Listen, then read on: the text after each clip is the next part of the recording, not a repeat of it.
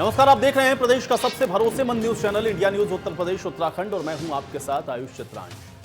Gangster और मऊ से बाहुबली विधायक मुख्तार अंसारी को पंजाब की रोपड़ जेल से उत्तर प्रदेश की किसी जेल में शिफ्ट किया जाएगा। अब सुप्रीम कोर्ट ने यह आदेश भी दे दिया है कि अंसारी को 2 हफ्ते के अंदर उत्तर प्रदेश पुलिस को सुपुर्द कर दिया जाए। अब प्रयागराज की एमपी एमएलए कोर्ट यह तय करेगी कि उसको बांदा जेल में रखना है या फिर किसी और जेल में।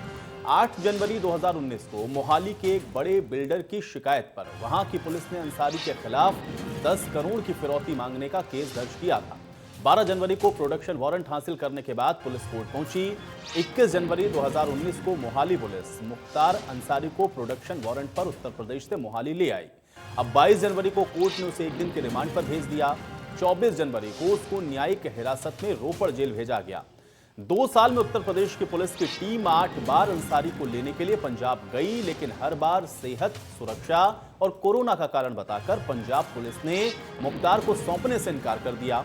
अब पंजाब पुलिस डॉक्टर की सलाह का हवाला देती रही और अंसारी को डिप्रेशन, शुगर, रीढ़ की बीमारियां हैं ये कहती रही और ऐसे में उसे कहीं और शिफ्ट करना ठीक नहीं है, यह दलील पंजाब सरकार की तरफ से दी गई। कानपुर में बिकरू कांड के आरोपी विकास दुबे के एनकाउंटर के बाद अंसारी ने अपनी जान को खतरा बताया। उसने पत्र लिख करके आशंका जताई कि जैसे दुबे की जीप पलट गई, ऐसे ही जान चली गई तो मेरी भी ऐसे ही जान जा सकती है। अब कोर्ट में सुनवाई के दौरान यूपी सरकार ने यह कहा कि अंसारी पर 15 केस हैं और वो गैंगस्टर की श्रेणी में आता है। पंजाब की जेल में वो मौज कर रहा है। उसके ना आने से उत्तर प्रदेश की अदालतों में उसके खिलाफ सुनवाइयां रुकी हुई हैं। अब पंजाब सरकार के वकील दुष्यंत दवे ने यह भी कहा कि यूपी सरकार की मांग संवैधानिक प्रावधानों के खिलाफ है, लेकिन सुप्रीम कोर्ट ने वकील की दलील को ठुकरा दिया और फैसला यह सुनाया कि अब उसको वापस उत्तर प्रदेश भेजना होगा। वहीं गाजीपुर की मोहम्मदाबाद सीट से भाजपा विधायक अलका राय ने इस संबंध में कांग्रेस महासचिव प्रियंका गांधी वाड्रा को 3 बार चिट्ठी भी लिखी। इसमें अलका ने सवाल पूछा कि मुख्तार जैसे अपराधी को पंजाब सरकार आखिर क्यों बचा रही है। प्रियंका जी, अंसारी को सजा दिलाने में मदद करें, यह पत्र के अंदर अलका राय ने लिखा। दरअसल अलका के पति और पूर्व विधायक कृष्णानंद राय की हत्या हुई थी। हत्या का आरोप भी मुख्तार पर है। हालांकि इस केस में कोर्ट मुख्तार को बरी कर चुका है।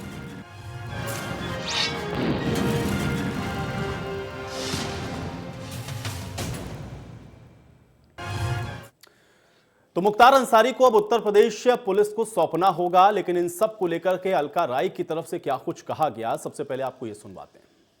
कोर्ट का फैसला आया है। कोर्ट को मैं धन्यवाद देना चाहूँगी। प्रियंका जी को तो मैं 3-4 बार पत्र लिख सकी, केस पर कोई जवाब नहीं आ पाया, लेकिन कोर्ट ने मेरे बात को समझ लिया और सुन लिया। उस पर उनको यूपी भेजने का क्या सबसे धन्यवाद देना चाहूँगी अपनी योगी सरकार जी को, योगी जी को, जो कि उत्तर प्रदेश में ऐसे गुंडा माफियों को, जो आज गुंडा माफिया की तो जेल में है, चाहे जेल से बाहर, प्रदेश से बाहर हैं। आज योगी जी का ये था कि हमारी सरकार में चाहे गुंडा माफिया जेल में रहेंगे, नहीं तो प्रदेश छोड़ बाहर रहेंगे। तो आज देखने को भी मिल रहा है ऐसे गुंडा माफियों को उत्तर प्रदेश में जगह नहीं है रहने के लिए। और न्यायालय के तहत इनको जो न्यायालय ने दिया है कि उत्तर प्रदेश आएंगे, क्योंकि यहाँ पर ही 40-45 मुकदमे हैं। तो मेरा ये है कि 40-45 मुकदमे हैं, तो उन लोगों की अपेक्षा है कि विधायक जी के तहत ऐसे अपराधी को उत्तर प्रदेश आएगा तो हम लोगों को भी न्याय मिलेगा। तो अलका राय की इस बात को आपने सुना और अलका राय से पहले आपको बता दें कि 2 बार पत्र भी लिख चुकी हैं प्रियंका गांधी को, जिसमें वो ये अपील करती रही कि कम से कम एक महिला होने के नाते उनको इस केस में मदद करनी चाहिए और मुख्तार अंसारी को उत्तर प्रदेश आना चाहिए ताकि इंसाफ मिल सके। और दूसरी बात यह भी है कि वो भी बार बार इस बात को जताती रही कि डर बरकरार है अभी भी इस बात को लेकर के, क्योंकि मुख्तार अंसारी के गुर्गे अभी भी कहीं ना कहीं सक्रिय हैं।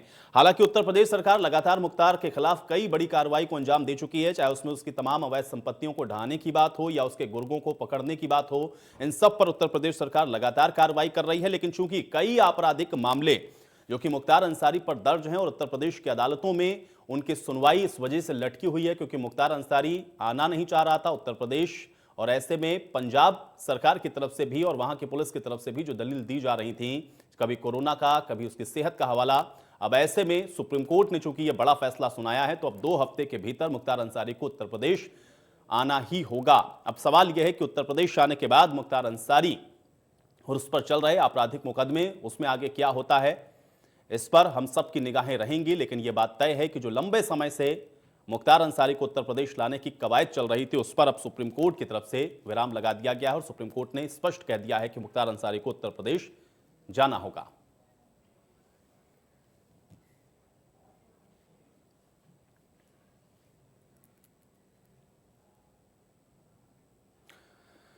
तो अब तो उत्तर प्रदेश आना ही पड़ेगा। अब यूपी की जेल में वापस बाहुबली मुख्तार अंसारी को लाया जाएगा और यहां पर जो तमाम उसके खिलाफ आपराधिक मामले दर्ज हैं उसमें आगे कार्रवाई क्या होती हैं, कोर्ट की प्रोसीडिंग में क्या होता है और इसमें कैसे अब आगे जो कार्रवाई है वो बढ़ती हैं, ये सब आगे आने वाले भविष्य में देखना होगा। लेकिन मुख्तार अंसारी अब 2 हफ्ते के भीतर उत्तर प्रदेश के किस जेल में आएगा, इस पर भी निगाहें रहेंगी। अब बांदा आते हैं या किसी और जेल में शिफ्ट किया जाता है, इस पर भी निगाहें रहेंगी।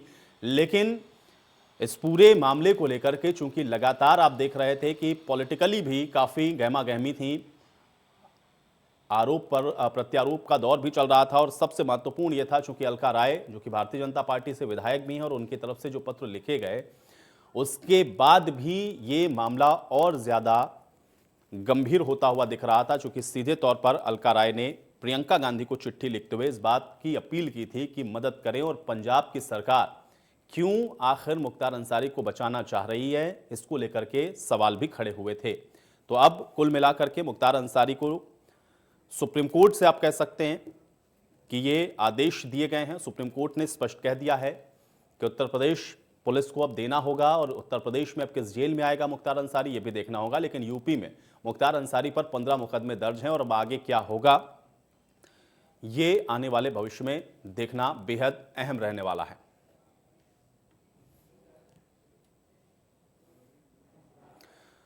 तो 2 हफ्ते के भीतर अब मुख्तार अंसारी को उत्तर प्रदेश पुलिस को सौंपना होगा और अब देखना यह है कि इस पर आगे और क्या कुछ देखने को मिलता है। लेकिन आज इस पर हम लोग चर्चा करते हैं। कुछ मेहमान मेरे साथ जुड़ गए, उनका परिचय पहले मैं आपके साथ करवा देता हूं, फिर चर्चा में आगे बढ़ते हैं। अलका राय जी हमारे साथ जुड़ रही हैं, बीजेपी की विधायक हैं। अलका राय जी, बहुत स्वागत है आपका इस चर्चा में। जावेद अहमद जी हमारे साथ जुड़ रहे हैं, प्रवक्ता हैं कांग्रेस पार्टी के। जावेद अहमद जी, आपका भी बहुत स्वागत। और इसके अलावा दीपक शुक्ला जी हमारे साथ जुड़े हुए हैं, अधिवक्ता हैं। दीपक शुक्ला जी, आपका भी बहुत स्वागत है। सुब्रत त्रिपाठी जी हमारे साथ जुड़ चुके हैं, पूर्व IPS अधिकारी हैं। सुब्रत त्रिपाठी जी, आपका भी बहुत स्वागत है।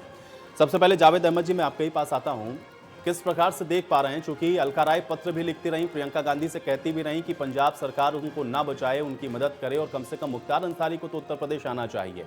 अब कोर्ट ने भी यही बात कही है, आपका रिएक्शन मैं चाहूंगा इसके ऊपर, जावेद अहमद जी।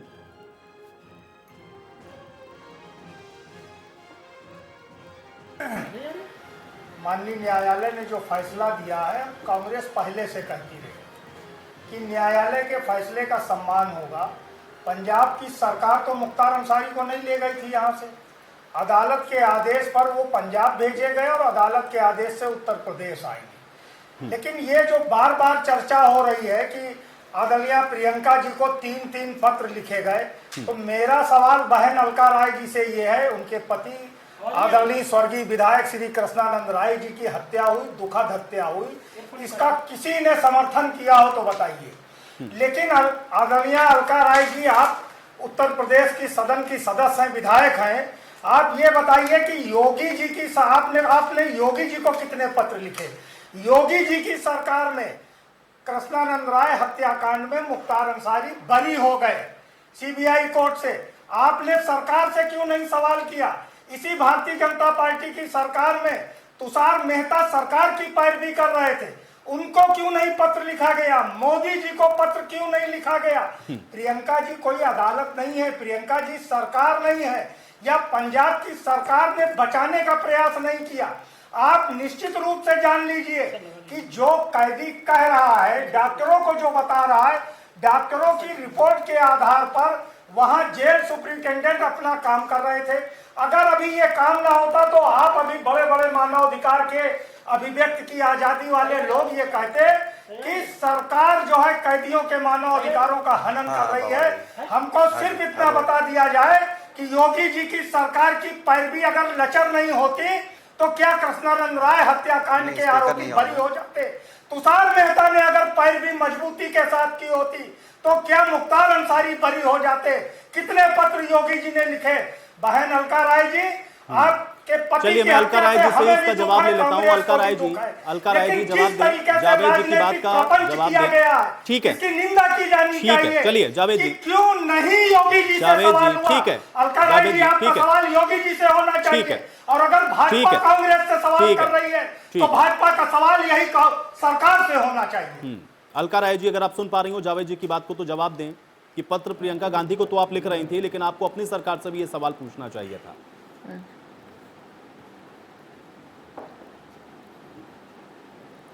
अलका राय जी, आपको मेरी आवाज मिल रही है? आपकी बात सुनी जावेद जी की। हाँ हाँ जी, आपकी आवाज़ आ रही है। जी जी मैं सुन रही हूँ आपकी आवाज़। जी। उनका जवाब में हमारी सरकार है, योगी जी की सरकार है। योगी जी को पत्र लिखने की ज़रूरत नहीं है। मुझे जाकर के योगी जी से मिलकर के अपने क्षेत्र की समस्या और जो भी इस अपराधी के खिलाफ था बात की थी मैंने। आज योगी जी की देन है कि ऐसे अपराधी को सुप्रीम कोर्ट के द्वारा उत्तर प्रदेश आना पड़ा। मैं तो प्रियंका जी को बार बार पत्र लिख रही थी।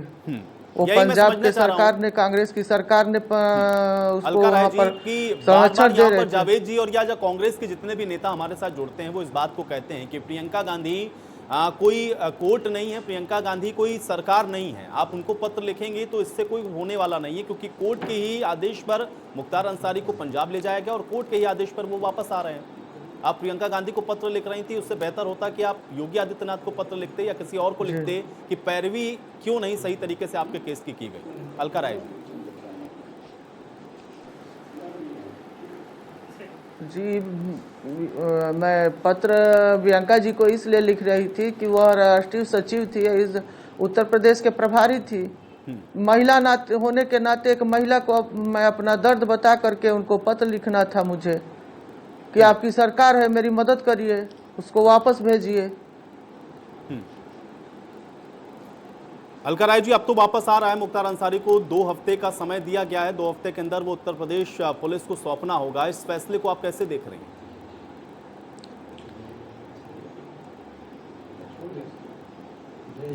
कोर्ट का आदेश है, कोर्ट के आदेश से वो उत्तर प्रदेश आ रहे हैं। आए न्यायालय में जो भी मुकदमे चल रहे हैं उत्तर प्रदेश में, जितने मुकदमे हैं 40-45 मुकदमे हैं, सारे मुकदमे उत्तर प्रदेश में हैं।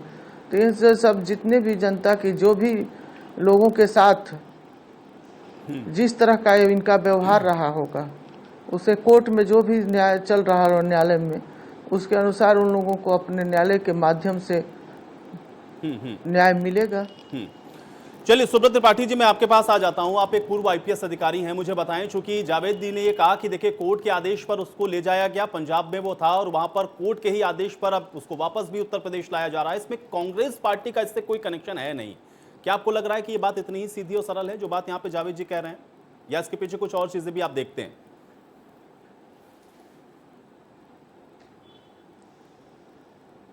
देखिए, ऐसा है कि कोई कुछ भी कहे, विभिन्न पार्टियों से विभिन्न अपराधियों का एक राजनीतिक तालमेल एक न केवल उत्तर प्रदेश बल्कि पूरे भारतीय परिवेश में एक वास्तविकता हो गई है।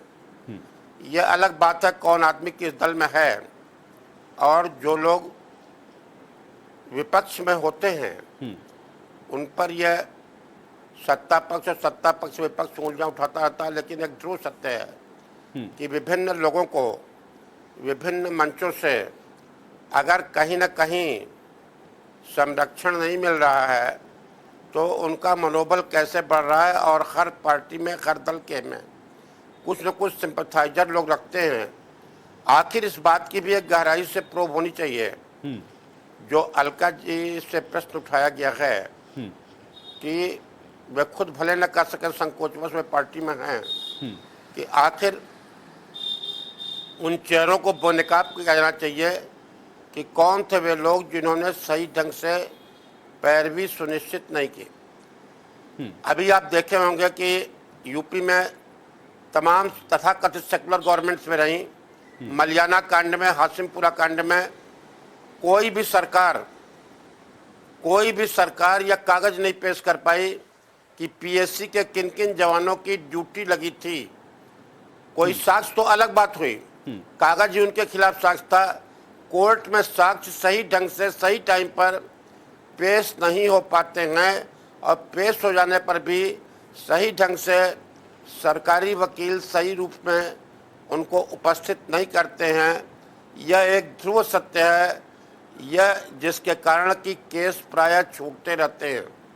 मैं इस पर्टिकुलर केस की मैंने पोस्टमार्टम नहीं किया है कि क्यों छूटा, मेरे पास एक्विटल रिपोर्ट नहीं है, लेकिन 100 में 90 मुकदमे जो छूटते हैं उनके बारे में मेरा यह अनुभव रहा है कि सही ढंग से केस को प्रस्तुत न करने से, यहाँ तक कि जो पुलिस के गवाह होते हैं, सरकारी कर्मचारी होते हैं, वे तक टाइम पर कई तारीख लेते हैं, तब तक जाते हैं, टाइम वेस्ट करते हैं और गवाहों को समुचित संरक्षण न मिलने से, बीच में समय पर उनको धमकाए जाने से, सरकारों के बदलने से हो सकता है कि ये बात आई हो कि बीच में गवाहों को डराया धमकाया गया हो, या आज के परिवेश में भी किसी कारण से गवाह डर गए हों।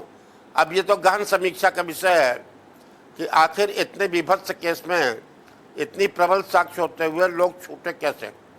लेकिन पंजाब पुलिस ने जो इतने दिनों तक नहीं भेजा, उसके पीछे भी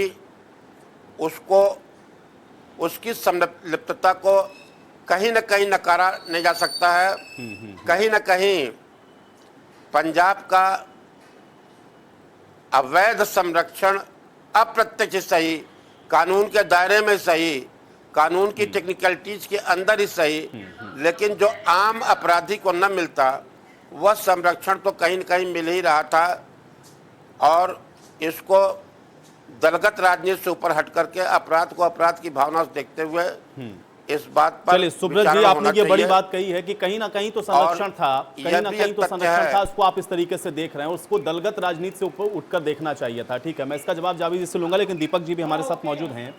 दीपक जी, एक अधिवक्ता होने के नाते थोड़ा समझा पाएंगे, चूंकि ये जो केस जिस तरीके से चला, एक तरफ तो पंजाब सरकार तमाम बातों का हवाला वहां पर दे रही थी, वहां से पक्ष रखा गया कि एक तो उसकी तबीयत नहीं सही है, दूसरी बात एक्सटॉर्शन का केस भी था जिस वजह से भी उसको वहां पर ले जाया गया था। क्या ये बात इतनी सीधी सरल और इतनी ही सिंपल है, या इसका कुछ कानूनी पक्ष आप बता सकते हैं? क्योंकि एक लंबा समय 2019 से लेकर के 21 आ गया है, अब सुप्रीम कोर्ट ने ये कहा है कि उसको आपको उत्तर प्रदेश सौंपना पड़ेगा।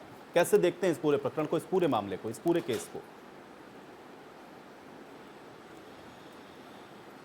जी आयुष जी नमस्कार जी। ऐसा है कि इसमें सबसे पहले तो मैं संवैधानिक पक्ष इसके जो है, जो उत्तर प्रदेश गवर्नमेंट जिन प्रावधानों के तहत सुप्रीम कोर्ट गई, मैं उनको पहले बता देना चाहूँगा आपके दर्शकों की सुविधा के लिए। एक सामान्य भाषा में बताना चाहूँगा, संविधान के अनुच्छेद 32 के अंतर्गत, जिसमें कि संवैधानिक जो अधिकार दिए गए हैं उनके उपचार की व्यवस्था दी गई है, यानी कि संविधान के भाग 3 में जो मौलिक अधिकार दिए गए हैं नागरिकों के, उनके अधिकारों की रक्षा के लिए न्यायालय द्वारा प्रवर्तन कराने के लिए अनुच्छेद 32 का समावेश संविधान में किया गया है। अब उत्तर प्रदेश सरकार चूंकि नागरिकों के अधिकारों की संरक्षक है और समाज में अपराध न हो इसके लिए भी उत्तरदायी है, इसलिए आवश्यक है जो अपराधी हैं उनको कठोर से कठोर दंड जल्द से जल्द दिलाया जाए। ये राज्य सरकार की नैतिक जिम्मेदारी है और ये राज्य सरकार का उत्तरदायित्व भी है। तो इसी क्रम में उत्तर प्रदेश सरकार ने एक याचिका माननीय उच्चतम न्यायालय में दाखिल किया, जो कि दंड प्रक्रिया संहिता की धारा 406, जिसमें कि माननीय उच्चतम न्यायालय को अधिकार प्राप्त है कि केसेस का जो है स्थानांतरण एक राज्य से दूसरे राज्य में कर सकती है, और अनुच्छेद 32 के अंतर्गत किया गया।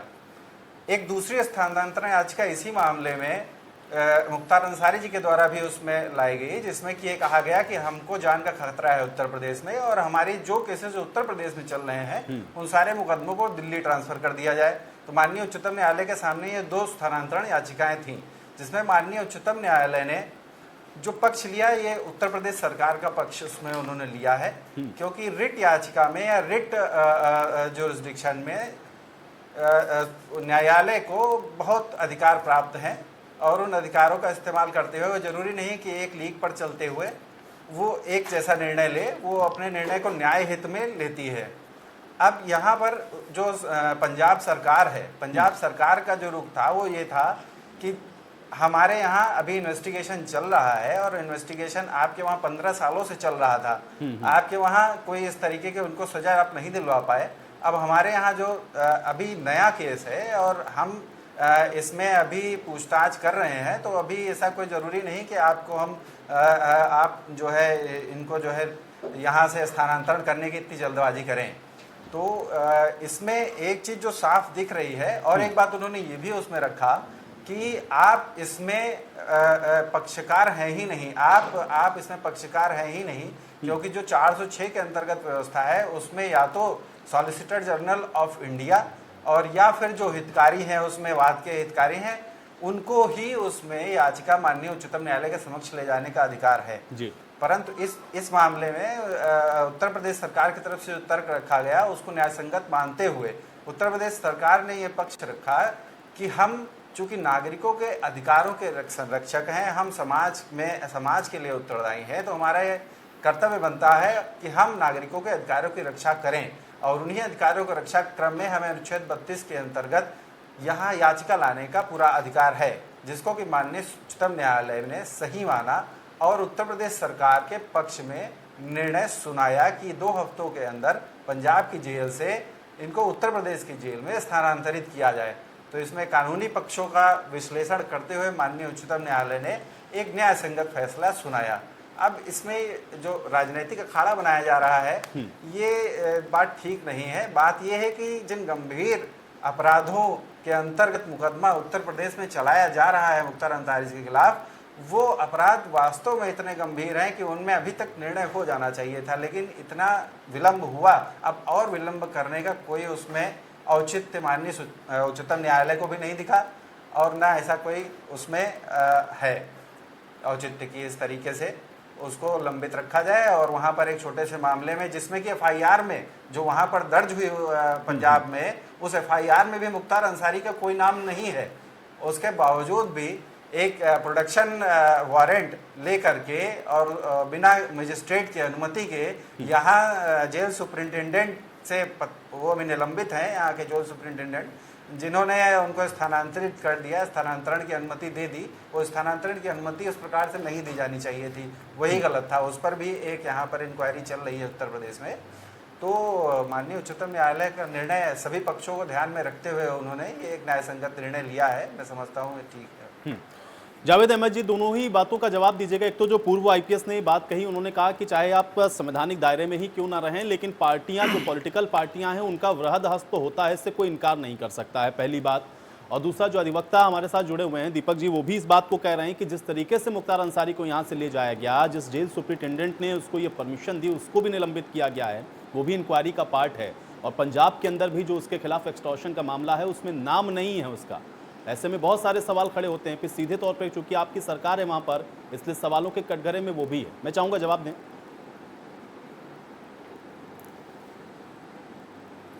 देखिए आयुष जी, आदरणीय सुब्रत जी बहुत सख्त अफसर रहे हैं, बहुत कुछ जानते और समझते भी हैं उनके संबंध में, और संभवतः सुब्रत जी कभी झुके भी नहीं सत्ता के आगे, जो मेरा अपना मानना है व्यक्तिगत रूप से।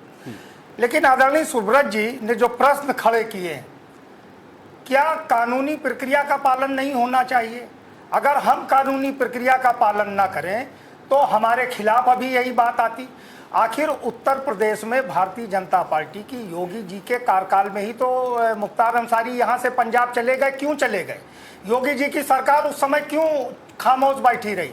क्यों नहीं उसने प्रयास किया? जब चुनाव का समय आया तो उसने एक इसको राजनीतिक रंग देने का काम किया, पहली चीज। दूसरी, ये सुप्रीम कोर्ट में मामला 2019 से चल रहा है। यहाँ पे आप उसको इंटरप्ट मत कीजिए। मैं क्या कह रहा हूँ, यहाँ पे क्या हुआ? योगी जी के शासन में गए पंजाब की कांग्रेस ने भेज दिया था। नहीं तो वही मैं कह रहा हूँ ना, योगी जी के शासन में गए, तब उस समय सरकार क्या कर रही थी? हमारी आदरणीय बहन अलका जी क्या कर रही थी? उस समय वो खामोश रही। ये पत्र किसने लिखे और क्यों लिखवाए गए? बीमारी का बहाना तो एक पूर्व केंद्रीय गृह राज्य मंत्री, उनके ऊपर रेप का मुकदमा दर्ज हुआ और उनको जेल नहीं भेजा गया इसी शासनकाल में। वो मेडिकल कॉलेज में रहे, बाद में मुकदमे वापस ले लिए गए और वो अपने घर चले गए। ये लेकिन बहन अलका जी ने, मुख्तार अंसारी कांग्रेस से विधायक हैं, किस दल से विधायक हैं? वो उस दल से विधायक हैं जिसने भारतीय जनता पार्टी के साथ 3 बार राजनीतिक रक्षा सूत्र का बंधन निभाने का काम किया। उसकी मुखिया को क्यों बहन अलका जी ने पत्र नहीं लिखा कि आप उनको निष्कासित करिए, आप भी उनके, वो भी तो महिला है, क्यों नहीं? ये एक राजनीतिक परसेप्शन बनाने का प्रयास भारतीय जनता पार्टी ने कांग्रेस से जोड़ के करने का काम किया। हम चाहते हैं, कांग्रेस चाहती है कि मुख्तार अंसारी माफिया हैं, उनके विरुद्ध अगर जो भी आरोप है उस पर सरकार की सख्त पैरोकारी होनी चाहिए और कानून सम्मत उनको सजा मिलनी चाहिए, इससे किसी का इनकार नहीं है। लेकिन घूम के एक घेरा बनाया जाता है कि ये सब कांग्रेस कर रही है, ये सब कांग्रेस कर रही है। लेकिन आपने जो गलतियां की हैं उस पर पर्दा कौन उठाएगा? मैं तो बहन से कह रहा हूं कि हम आपके साथ हैं, आप योगी जी से प्रश्न पूछिए। अगर भारतीय जनता पार्टी हमसे प्रश्न पूछ रही है तो हमारा उनको जवाब है कि आप अपनी सरकार से क्यों नहीं प्रश्न पूछ रहे हैं। वो क्यों यहां से चला गया? वो क्यों यहां से चला गया? किस कारण से चला गया? कौन आपकी सरकार में उस व्यक्ति को संरक्षण दे रहा था जो आपकी पार्टी के नेता, पूर्व विधायक का हत्यारा था? ये सवाल है मेरा। लेकिन ये सब कुछ नहीं हो रहा। आप प्रियंका जी को पत्र लिख दीजिए। अरे बार बार हम लोग कह रहे हैं कि प्रियंका जी क्या करेंगी? उसमें जो कानूनी प्रक्रिया है उसी का तो पालन करेगा। हम एक संवैधानिक व्यवस्था में है, हमारे पास कानून है, हमारे पास जनपद से लेकर सुप्रीम कोर्ट तक है। आखिर उसी में तो लोग जाएंगे।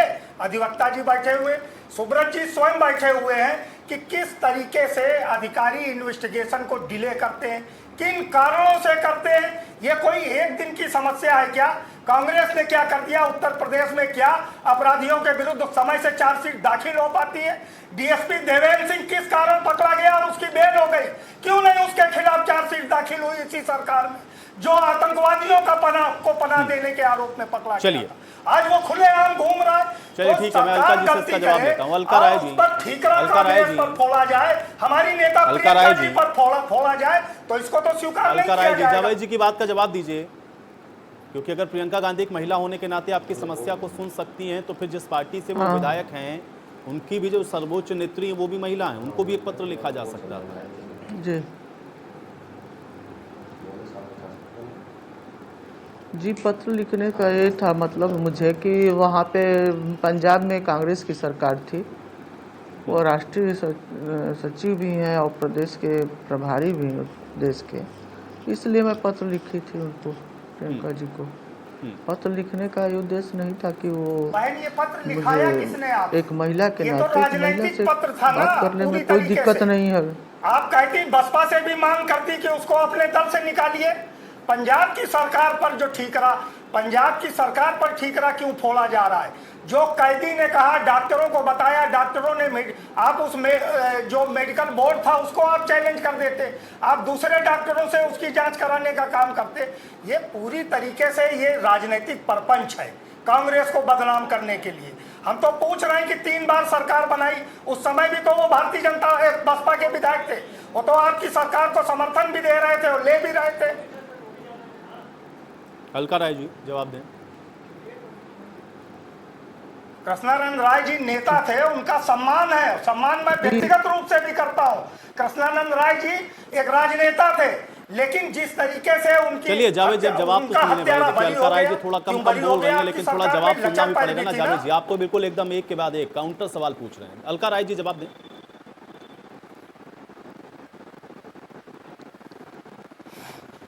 जी, मुझे जवाब देना,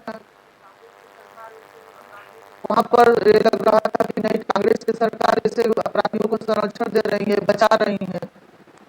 जो बार बार पत्र लिखने का मेरा वही वजूद था, उसमें कोई राजनीतिक मुझे थी नहीं थी, टिप्पा टिप्पणी नहीं करनी थी, मुझे केवल एक महिला के नाते उनको पत्र लिखे थे कि वहाँ पर कांग्रेस की सरकार है, आप हमारी मदद करिए, उसको आप यूपी भेजिए, सारी मुकदमे उत्तर प्रदेश में है तो उनको उत्तर प्रदेश आना चाहिए। केवल हमारे ही पति की हत्या में ही केवल मुकदमे नहीं है, 40-45 45 हत्याएं जो 40-45 मुकदमे हैं जो कि उत्तर प्रदेश में है, उसको सभी लोगों को न्याय मिले। बहुत दिन से पड़ा हुआ है सारे मुकदमे। चलिए अलका जी, मैं आपके पास वापस आऊंगा। आपको ऑडियो कुछ स्पष्ट नहीं आ रहा है, कुछ तकनीकी समस्या है। सुब्रत जी, मैं आपके पास आ जाता हूं। सुब्रत जी, एक तरफ तो मुख्तार अंसारी ये कहता है कि मुझे यूपी नहीं जाना है क्योंकि जो विकास दुबे के साथ हुआ कहीं ऐसा ना हो कि मेरे साथ हो जाए। अगर ये बात मुख्तार अंसारी कह रहा है तो इसके मायने क्या है? और दूसरा, जो बात जावेद अहमद जी ने कही कि भाई इस तरीके से नहीं होता है क्योंकि कानून अपना काम कर रहा है और कानून के हिसाब से ही वहां पर जो भी प्रोसीडिंग हो रही थी वो हो रही थी, उसमें पंजाब सरकार का या कांग्रेस पार्टी का क्या लेना देना है? क्या पॉलिटिकली इसका माइलेज लेने के लिए भी इस प्रपंच को गढ़ा गया, इस नजरिए से आप देखेंगे या इसके पीछे कुछ और चीजें? थोड़ा और समझाएं सुब्रत जी। देखिए, कानून तो अपना काम ऐसा कर रहा है कि दुनिया देख रही है कि मैं पूछ रहा हूँ, उत्तर प्रदेश सरकार में भी 4 साल से आदरणीय योगी जी की सरकार है। मुख्तार अंसारी के परिवार के पास तमाम नाजायज असलहे वैध लाइसेंस की तरह बने हुए कैसे थे? जिन डीएम और एसपी ने उन लाइसेंस को बनाया, उनके नाम को पता करने में कितने साल लगते हैं? क्या इसमें भी कोई सुप्रीम कोर्ट, हाई कोर्ट की परमिशन लगती है? क्या एक भी इतना बड़ा आपराधिक इतिहास होने के बावजूद लाइसेंस बनाने के लिए किसी आईएएस और आईपीएस का सस्पेंशन वर्तमान सरकार ने भी किया है? और जो पहले के लाइसेंस बने थे उनका रिन्यूअल बराबर होता रहा। ये व्यवस्था क्या पंजाब सरकार ने की थी? जो सरकारी तंत्र है, आईएएस आईपीएस अफसरों का, जेल अधिकारियों का और अन्य लोगों का जो सरकारी तंत्र है, वह चाहे कोई हो, वह भ्रष्टाचार में या दबाव में जो कह लिया जाए इतना लिप्त हो चुका है कि चाहे कोई सरकार आवे, संरक्षण हर अपराधी को, बड़े अपराधी को मिल रहा है। और नहीं मिल रहा है तो चाहे विकास दुबे रहे हों और चाहे ये मुख्तार अंसारी जी रहे हों, चाहे कोई महाशय रहे हों, हर एक के पास अवैध असलहे थे और वे असलहे लाइसेंसी थे। उनके लाइसेंस डीएम ने बनाए थे, उनके लाइसेंस को एसपी ने रिन्यू किया था। अब बराबर रिन्यू हो रहे थे, इस सरकार में भी रिन्यू हो रहे थे। और जिन अधिकारियों ने बनाया, इनके खाली लाइसेंस बनाने में कम से कम अब उनको रिन्यू करने में 50 आईएएस आईपीएस अधिकारियों के नाम को पता करने के लिए 5 घंटे के भी समय की आवश्यकता नहीं है। लेकिन नहीं, डेडवुड केवल अमिताभ ठाकुर हैं। डेडवुड केवल ऐसे लोग हैं जो कि किसी तरह से संघर्ष कर रहे हैं और वे सत्ता के समीकरणों को सूट नहीं कर रहे हैं। मैं पूछ रहा हूं कि जिन लोगों ने मुख्तार अंसारी और उनके गुर्गों के, जिन लोगों ने विकास दुबे और उनके गुर्गों के लाइसेंस बनाए, उनके ऊपर अब तक क्या कार्रवाई की गई है? और क्या जिम्मेदारी फिक्स करने के लिए साल, 2 साल, 4 साल पर्याप्त नहीं है? क्या दोबारा जब फिर कोई अन्य सरकार आएगी तब तक के लिए जांच चलती रहेगी? आखिर जांच में कितना समय लगता है? यह कुछ घंटों का मामला है कि असलहा बाबू देख के बता सकता है कि ये लाइसेंस किस महापुरुष ने बनाए। और यह कह के नहीं डाला जा सकता कि इंस्पेक्टर ने रिकमेंड किया था, सीओ ने रिकमेंड किया था। विकास दुबे और मुख्तार अंसारी वे शख्सियत नहीं है जिनका नाम कोई एसपी और डीएम न जानता हो। विकास दुबे पर जो कार्रवाई हो पाई, मैं पूछता हूं इसीलिए हो पाई, अगर संरक्षण न होता तो कार्रवाई भी न होती। यशो उनके पैर छूता था, उनकी औकात अगर थाने का यशो पोस्ट कराने की, हटवाने की नहीं थी। लेकिन तो सुब्रत जी, क्यों फिर ये उनके पैर मुख्तार छूता अंसारी था? को क्यों कहना पड़ा कि उसको और उत्तर प्रदेश अगर जाने में यशो- डर लगता है, कहीं ऐसा ना हो कि उसके साथ विकास दुबे वाला ही मामला हो जाए? ये डर क्यों है मुख्तार अंसारी को? अगर वह तो कार्रवाई नहीं हो पेशबंदी रही के है। तरीके हैं, वह तो पेशबंदी के तरीके हैं। यूपी में या कहीं भी किसी पार्टी से जुड़े हुए या किसी मजबूत चेहरे को आज तक उसकी गाड़ी पूरे हिंदुस्तान में कहीं भी किसी मजबूत चेहरे की गाड़ी पलटी गई हो। विकास दुबे किसी पार्टी में खुल के नहीं थे, लगातार नहीं थे। विकास दुबे किसी प्रकार के किसी पार्टी के चेहरे नहीं थे, वे 1-2 बार के विधायक नहीं थे। यहाँ तक कि वीर बहादुर सिंह जी से लेकर के विश्वनाथ प्रताप सिंह तक जी ने बहुत से लोगों की गाड़ी गोरखपुर में पलटवाने की कोशिश की, नहीं पलटवा पाए। और आप देख लीजिएगा, मैं गारंटी के साथ कहता हूं कि किसी प्रदेश में मुख्तार अंसारी जी या उनके हैसियत के किसी भी पार्टी के किसी भी आदमी की चाहे कितना ही बड़ा आपराधिक इतिहास हो, उसकी गाड़ी नहीं पलटेगी। और गाड़ी लावारिसों की पलटती है, और लावारिसों में भी है जो कि द्रौपदी की तरह 5 की पत्नी होते हैं, जो कभी किसी के साथ खुल के नहीं होते हैं, जिनके पास अपना वोट बैंक होता है, जिनके पास उनका समाज होता है, जिनके पास उनके समाज के लोगों के वोट होते हैं, जो जीतते हैं, जिताते हैं। इससे थोड़ा सा और आगे बढ़ते हैं। अब यहाँ पर चूंकि मुख्तार अंसारी को 2 हफ्ते के भीतर उसको सौंपना है, अब यहाँ आगे क्या बदलेगा? चूंकि बहुत लंबे समय से तो जो तमाम आपराधिक मुकदमे हैं तो चल ही रहे हैं। अब इतने दिन से पंजाब के अंदर था तो ये था कि भाई वो यहाँ नहीं आ पा रहा, इसलिए कोर्ट की जो प्रोसीडिंग है वो आगे बढ़ नहीं पा रही है।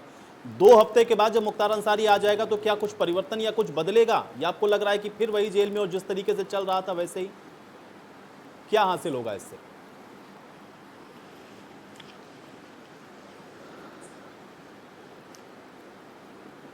सुब्रत जी। हाँ, दूसरी बात मैं कह रहा हूँ, जो जेल अधिकारी ने जिसने उनको साथ सदव्यवहार किया, जिन्होंने उनके साथ रियायत बरती, नियमों के खिलाफ जांच बरती, उस पर तो कार्रवाई हुई, लेकिन उसके सुपरवाइजरी ऑफिसर्स के ऊपर क्या कार्रवाई हुई? क्या उनका पर्यवेक्षण था? क्या वह डेड वुड नहीं थे जिनके रहते हुए क्या वे निष्प्रभावी नहीं थे, जिनके रहते हुए किसी जेल सुपरिटेंडेंट की यह हिम्मत पड़ी कि वह उन पर आउट ऑफ द वे जाके शासन की इच्छा के विरुद्ध उनको फेवर करे? क्या बीच में मुख्तार अंसारी अपने मनचाही जेलों में या नहीं घूमते रहे हैं? क्या अतीक अहमद देवरिया जिले में जो तांडव किए, वे भले, मैं नहीं कह रहा हूँ योगी जी खातरा हो, लेकिन कहीं ना कहीं प्रशासन का अगर हाथ ना होता तो क्या यह संभव था? किसका हाथ था राजनीतिक, किसका नहीं? मैं पूछ रहा हूँ कि हर अपराधी पर, हर सरकार में स्थित किसी न किसी अधिकारी को, चाहे राजनीति से, चाहे पैसे से, चाहे सिफारिश से, चाहे अन्य किसी कारण से, जब तक वह दबा नहीं लेता है तब तक वह अपराध नहीं कर पाता है। अगर वह आज तक इतने दिन तक मुकदमे का फैसला नहीं हो सका, जिस केस में सरकार के लोग चाहते हैं, जिस केस में अफसरान चाहते हैं, उस केस में इतने दिन तक फैसले टलते नहीं हैं। विभिन्न सरकारें आती नहीं जाती नहीं, वर्तमान सरकार में फैसले टलते रहे, मुख्तार अंसारी के लोगों को लाइसेंस मिलते रहे, या जो मिले थे उनका रिन्यूअल होता रहा, उनके लाइसेंस का कैंसिलेशन तब हुआ। दीपक शुक्ला जी, मुझे बताइए कि अब आगे यहाँ से क्या बदलेगा? उसके पहले जो अधिवक्ता होने के नाते बहुत मामले उसके ऐसे हैं जो पुराने हैं, और उसी को लेकर के लगातार ये हो रहा था कि उसको उत्तर प्रदेश लाया जाए। चलिए, अब तो सुप्रीम कोर्ट ने ये रास्ता साफ किया कि आप उसको उत्तर प्रदेश लाएं, लेकिन बदलेगा क्या है यहाँ पर? दीपक शुक्ला जी। नहीं, देखिए, बिल्कुल अब जो ये याचिका है जिसके माध्यम से उत्तर प्रदेश सरकार तत्पर दिख रही है कि इनके खिलाफ एक सख्त प्रोसिक्यूशन की कार्रवाई करके इनको जल्द से जल्द सजा दिलवाई जाए, तो उससे उम्मीद तो है कि उत्तर प्रदेश सरकार अब चूंकि इतना बड़ा इसमें इश्यू बन चुका है तो तेज प्रक्रिया अपनाएगी और प्रोसिक्यूशन को इसमें और सख्त तरीके से निर्देश होंगे कि किसी तरीके की ढिलाई न बरती जाए और इसमें कार्रवाई करके और उसको एक अंजाम तक पहुंचाया जाए और उन लोगों को न्याय दिलाया जाए जो इनके द्वारा प्रताड़ित किए गए हैं, जिनके विरुद्ध इन्होंने अपराध कारित किया है। तो निश्चित रूप से मुझे ऐसा लगता है कि हाँ, इसमें कुछ शायद परिवर्तन। तो दीपक शुक्ला जी, आप ये मानते हैं कि पंजाब की जेल के अंदर रहने की वजह से ये सारी चीजें डिले हुई हैं? चूंकि 4 साल का तो वक्त हो गया लगभग, और 2019 में चूंकि यहाँ से उसको वहां सौंपा गया, तो 2 साल आप ये मान करके चल लीजिए। क्या पंजाब की जेल के अंदर था इसलिए ये सब चीजें डिले हो रही थी, और अब 1 साल के अंदर क्या बहुत ज्यादा उम्मीद कुछ कर सकते हैं कि इस मामले में या इससे जुड़े हुए प्रकरण के अंदर कुछ होगा? क्योंकि पूर्व आईपीएस अधिकारी बहुत सारी बातों को लेकर के सवाल खड़े कर रहे हैं कि मुख्तार अंसारी से छोड़िए, उनके जो गुर्गे हैं या उनके नाम पर जो असलहे हैं, जो लाइसेंस हैं, या उसकी जो बैकबोन पर एक तरीके से हम ये कह सकते हैं कि पूरी तरीके से प्रहार करने की जरूरत थी, वो सब चाहती तो गवर्नमेंट कर ही सकती थी, उसमें किसी के कोर्ट के आदेश की जरूरत थोड़ी ना थी। बदलेगा क्या, इसीलिए मैं ये पूछ रहा हूँ। नहीं, देखिए, नहीं, मैं चूंकि हाँ, निश्चित रूप से जो पंजाब में ये 2 वर्ष के लिए ये लैंग्वेज करके वहाँ पे रखा गया है, इनको वहाँ पे रखा गया है, डिले किया गया है, निश्चित रूप से ये देरी हुई है प्रोसिक्यूशन में। और वो भी जब इन याचिकाओं में एक कॉन्ट्रडिक्शन मैं बता दूं, जो मुख्तार अंसारी की तरफ से याचिका आई और जो पंजाब सरकार की तरफ से याचिका आई, दोनों में अंतर दिख रहा है। मुख्तार अंसारी कह रहा है कि मुझे उत्तर प्रदेश में जान का खतरा है, मेरे सारे मुकदमों को दिल्ली ट्रांसफ़र कर दिया जाए, और पंजाब सरकार कह रही है कि ये बीमार हैं इसलिए हम इनको स्थानांतरित नहीं करेंगे। तो सुप्रिंटेंडेंट ऑफ जेल जो वहाँ पे हैं पंजाब में, उन्होंने इस आधार पर खारिज किया मामला कि हम ये बीमार हैं इसलिए हम नहीं भेजेंगे। तो ये दोनों में कॉन्ट्रडिक्शन जो दिख रहा है, उससे ये निश्चित रूप से एक परसेप्शन जा रहा है जनता में कि निश्चित रूप से पंजाब सरकार कहीं ना कहीं को मुख्तार अंसारी को वहाँ पर रख करके, अब जो भी हो उसके पीछे हो नहीं, लेकिन उसको कहीं ना कहीं डिले हुआ है प्रोसिक्यूशन, और इसमें जो पंजाब सरकार की मंशा है वो भी, उस पर भी एक प्रश्न चिन्ह लगाया गया है। अब उत्तर प्रदेश सरकार में जो अधिकारियों की कार्यशैली है वो निश्चित रूप से एक जिस पर प्रश्न चिन्ह लगा हुआ है वो निश्चित रूप से प्रश्न चिन्ह है, और उस पर मैं चाहूँगा कि यहाँ के जो उच्च अधिकारी हैं और जो पॉलिटिकल रिस्पॉन्सिबल पर्सन्स हैं उनको भी इस मामले को संज्ञान में लेना चाहिए। और इस तरह के निश्चित रूप से त्रिपाठी जी जो जिन बातों को इंगित कर रहे हैं उन बातों को ध्यान में रखते हुए ऐसी जांचें करी जानी चाहिए। ऐसे लोगों के खिलाफ किस तरीके से लाइसेंस निर्गत हुए, या अगर लाइसेंस निर्गत हो भी गए तो क्या उन मामलों में कोई जांच हुई, क्या उन मामलों को कैंसिल करने के लिए किस तरीके की कोई कदम उठाया गया सरकार के द्वारा, इन सारे विषयों को निश्चित रूप से जांच करने का विषय है। लेकिन अब जहाँ तक उत्तर प्रदेश सरकार की मंशा जो दिख रही है इस पूरी तत्परता में, वो निश्चित रूप से एक ईमानदार मंशा दिख रही है, और जनता के हित में निश्चित रूप से अपराध को रोका जाना जरूरी है। और अपराध को रोकने के लिए समाज में हमको एक ऐसा वातावरण पैदा करना होगा कि जो अपराधी है, क्योंकि अपराध किसी एक व्यक्ति के के विरुद्ध नहीं होता है, पूरे समाज के विरुद्ध होता है, इसलिए ये राज्य के उत्तरदायित्व बन जाता है, और उस अपराध को नहीं, ये बात बिल्कुल ठीक है दीपक जी, लेकिन पॉलिटिकल पार्टी कोई खुलकर कभी ये बात थोड़ी ना कहेंगे, और कम से कम पब्लिक डोमेन में रहने वाला तो कोई शख्स नहीं कहेगा कि हम फला अपराधी को बचा रहे हैं, हाँ देखिए मैंने बचाया। भाई उसके बहुत तरीके होते हैं। जावेद जी मुझे बताइए, क्योंकि इन सब के बीच में एक बड़ी महत्वपूर्ण चीज ये भी थी, क्योंकि कांग्रेस की सरकार है पंजाब के अंदर, और वहां के जेल मंत्री आते हैं उत्तर प्रदेश में और यहां पर आकर के मिलते हैं, कोई मुख्तार के जो तमाम गुर्गे हैं या उनके जो जानने वाले उनके साथ उनकी मुलाकात होती है। ये कहीं ना कहीं संदेह को नहीं पैदा करती। और फिर कॉन्ट्राडिक्शन वाली बात जो अधिवक्ता यहाँ पर दीपक शुक्ला जी ने कही कि मुख्तार अंसारी कुछ कह रहा है, वहाँ के जेल सुप्रिंटेंडेंट की तरफ से जो स्टेटमेंट दिया गया उसमें कुछ और है, कि दोनों ही बातों का मैं चाहूँगा जवाब दें। नहीं, बिल्कुल निश्चित रूप से आयुष जी, इसी उत्तर प्रदेश के अंदर बलात्कार के आरोपी भाजपा विधायक अपनी गिरफ्तारी से पहले उत्तर प्रदेश के पुलिस महानिदेशक के कार्यालय में, माननीय मुख्यमंत्री जी के सचिवालय में लगातार रहे, और लगातार अधिकारी और भाजपा के नेता उनके पक्ष में बयान देते रहे, लेकिन अंततोगत्वा उनकी गिरफ्तारी हुई। इस तरीके के कितने प्रकरण हैं, और अपराधी भी न्याय के लिए आदरणीय सुब्रत जी बैठे हुए हैं, आप एसपी भी रहे, आईजी डीआईजी भी रहे, आप आदरणीय सुब्रत जी के पास भी कितने अपराधी जाते होंगे कि सर मैंने ये गलत काम नहीं किया है, मुझको फंसाया गया है, तो सुब्रत जी भी उसकी जांच करवाते। देखिए जिस बात का या जिस केसेस का हवाला दे रहे हैं, ऐसा नहीं कि उसको लेकर कांग्रेस पार्टी शांत बैठी है। आयुष जी मैं उसी का जवाब दे रहा हूं। आपने उन मुद्दों को उठाया और बार-बार कहते रहे आप आकर के देखिए फला अपराधी मिल रहा जाकर के मुख्यमंत्री से, लेकिन पंजाब के जेल मंत्री का आना और वो भी मुख्तार के गुर्गों के साथ मुलाकात करना, मैं उसी बात पे कह रहा हूं, ये कैसे जस्टिफाई होगा? क्योंकि आप तो कह रहे हैं कि पंजाब सरकार का कोई लेना देना नहीं, हमारा मुख्तार अंसारी से क्या लेना देना है? ये कांग्रेस है, ये भारतीय जनता पार्टी नहीं है जो झूठ बोल के अपने को बचाए। मैं बहुत स्पष्ट पैदा तो करेगा ना जावेद जी। अरे आयुष जी सुन तो लीजिए, जवाब भी तो ले लीजिए। अरे विनम्रता से कह रहा हूं, जवाब ले लीजिए, आपके ही सवाल का जवाब है। कोई मंत्री आया किसी सरकार, चलिए पंजाब सरकार के मंत्री आए थे, वो अपने निजी दौरे पर थे, उनसे कौन मिलने गया कौन मिलने नहीं गया ये उत्तर प्रदेश की सरकार को पता था। उत्तर प्रदेश की सरकार ने उन नामों का खुलासा क्यों नहीं किया अभी तक? और उत्तर प्रदेश की सरकार ने उन गुर्गों के खिलाफ या पंजाब के मंत्री के खिलाफ लखनऊ के अंदर मुकदमा क्यों नहीं दर्ज कराया कि ये एक अपराधी का गिरोह एक मंत्री के साथ कैसे षड्यंत्र कर रहा है? क्या बात कर रहा है? कोई मंत्री, एक राज्य का मंत्री जब दूसरे राज्य में जाता है उसका पूरा प्रोटोकॉल जाता है उस स्टेट में, उसका एक मिनट टू मिनट का प्रोग्राम सरकार को मालूम होता है, क्योंकि उस राज्य की जिम्मेदारी होती है उस मंत्री की सुरक्षा व्यवस्था की। तो उत्तर प्रदेश की सरकार क्या कर रही थी ये मैं सवाल पूछ रहा हूं।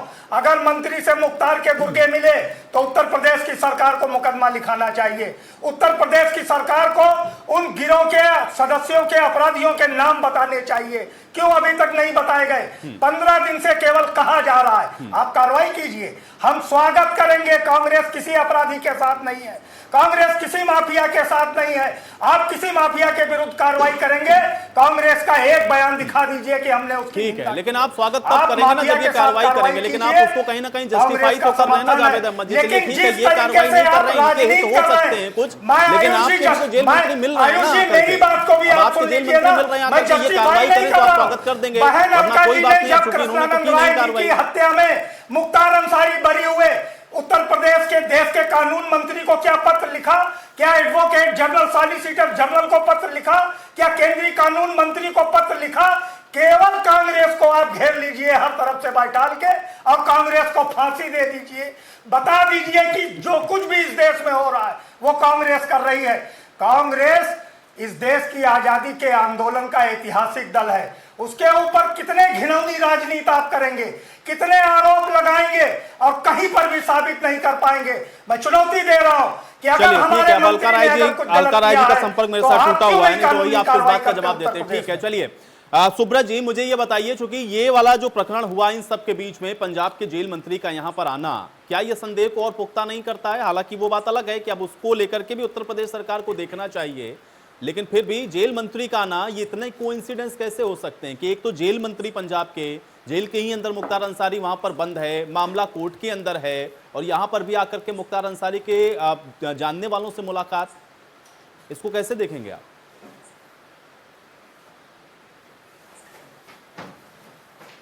देखिए, जब आदमी किसी के पास वोट बैंक है, किसी के पास जनता है, अच्छे या बुरे लोग जो भी हों, जिससे कोई सहमत होगा कोई असहमत होगा, कोई किसी के लिए अच्छा होगा कोई बुरा होगा, जिसके पास आज की दुनिया में वोट है उससे मिलने कोई न कोई आएगा।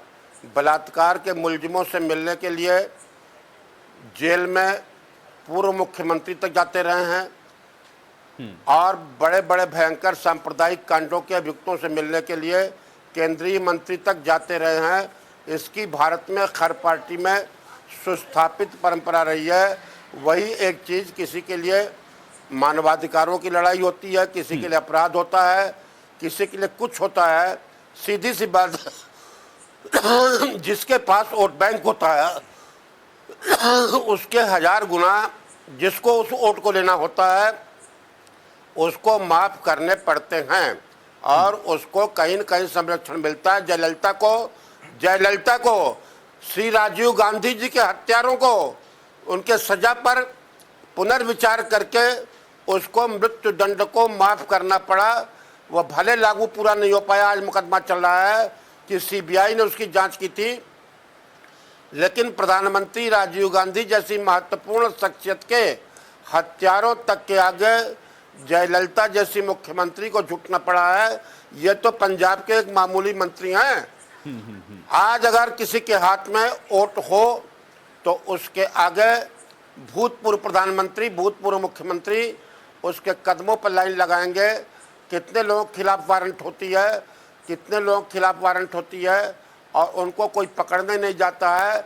बाल ठाकरे और पुराने वाले शाही इमाम साहब इसके गवाह हैं कि वारंट का होने का मतलब नहीं है, जिनको कागज में पुलिस ढूंढती है उनके यहाँ पुलिस की सलामी लेने वाले दरबार करने पहुंचते रहे हैं। यह भारत में कोई पंजाब के मंत्री ने अनहोनी घटना नहीं कर दी। यह एक अप्रिय घटना है, लेकिन यह घटनाएं होती रही हैं और होती रहेंगी। नहीं, अगर ऐसी घटनाएं इससे पहले भी हुई हैं, हो रही हैं, तो फिर ये संदेह को पुख्ता नहीं करती है कि कहीं ना कहीं पंजाब सरकार या उसका कोई पॉलिटिकली इसमें कोई मोटिव हो सकता है, इसलिए उनके मंत्री का यहाँ पर आना या फिर वहां पर पंजाब की जेल के अंदर मुख्तार अंसारी का बराबर बने रहना और ये कहना और वहां के जेल सुप्रिंटेंडेंट की तरफ से उसकी पैरवी करना कि नहीं भाई उसकी तबियत खराब है, उसको हम नहीं भेज सकते हैं। क्या ये सारी कड़ियां अगर हम जोड़ेंगे तो कहीं ना कहीं फिर लगता नहीं कि पॉलिटिकली कहीं ना कहीं इसका कोई ना कोई मोटिव है? इस वजह से हम लोग देख रहे हैं, भले ही अब उसको पब्लिक डोमेन में ना कहें, लेकिन समझ में तो आ रहा है। अब वो तो कौन बीमार है, कौन नहीं है, अब ये तो कानूनी भाषा में सीएमओ जाने, उसके लोग जाने, उसके वरिष्ठ लोग जाने, लेकिन आप भी जानते हैं, जितने लोग सुन रहे हैं सब लोग जान रहे हैं कि बीमार कौन कैसे होता है, कब किसकी बीमारी प्रमाणित होती है, कब किसकी बीमारी को पीजीआई दम भर में ठीक कर देती है, मेडिकल कॉलेज दम भर में ठीक कर देता है, कब गायत्री प्रजापति बीमार पड़ते हैं, कब ठीक हो जाते हैं, कब गोरखपुर के तमाम दिग्गज व्यक्तित्व कब बीमार पड़ते थे, कब ठीक हो जाते हैं। ये सब चीज़ें दुनिया ने देखी है।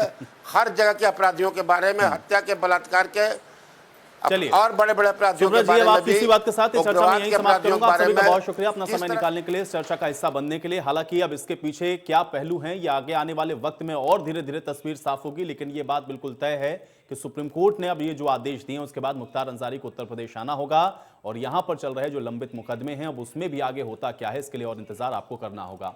आज बड़ी बहस में मेरे साथ फिलहाल इतना ही।